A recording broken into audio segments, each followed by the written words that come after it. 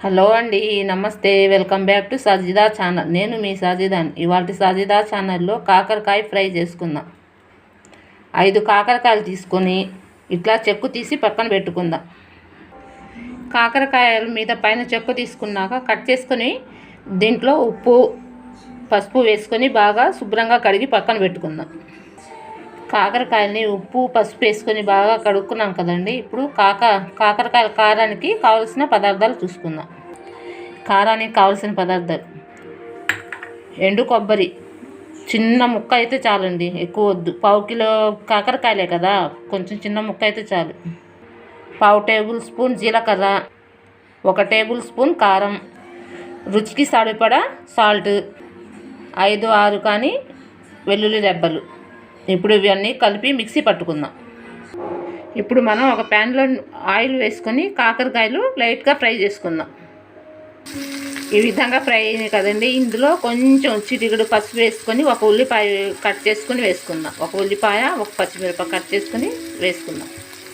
ఏమీ లేదండి, చాలా ఈజీ ప్రొసీజర్ అండి ఇది. కాకరకాయ ఫ్రై ఏమి చేసుకునే పని ఉండదు, చాలా తేలిగ్గా ఈజీగా చేసుకోవచ్చు.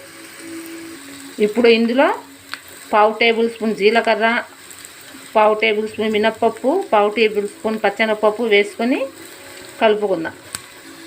ఇంకొంచెం ఫ్రై అయిన తర్వాత కొబ్బరి పొడి తయారు చేసుకున్నాం కదండి, అది వేసుకుందాం. నేను యూట్యూబ్ పెడుతుంటే మా తమ్ముడు మా మేనకోడలు ఏమి ఎక్కిరించేవాళ్ళండి, ఎంత ఎగతాలు చేస్తున్నారు. ఇప్పుడు కూడా ఎక్కిరిస్తున్నాడు.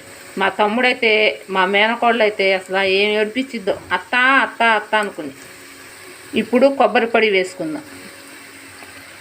మీలో మీ తమ్ముడు, అక్క చెల్లెళ్ళు, అక్క తమ్ముడు ఎంతమంది బాండింగ్గా ఉంటారండి? నేను మా తమ్ముడు అయితే ఇప్పుడు కూడా కొట్టుకుంటూ ఉంటామండి బాగా. మీలో ఎంతమంది అక్క తమ్ముళ్ళు, అక్క చెల్లెళ్ళు, అన్న చెల్లెళ్ళు ఎంత ప్రేమగా ఉంటారో నా కామెంట్లు తెలపండి.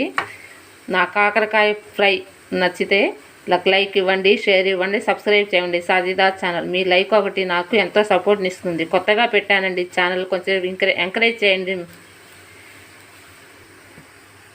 వాయిస్ ఇవ్వటంలో కొంచెం కన్ఫ్యూజ్ అవుతున్నానండి, ఇప్పుడే కదా వాయిస్ ఇస్తున్నాను.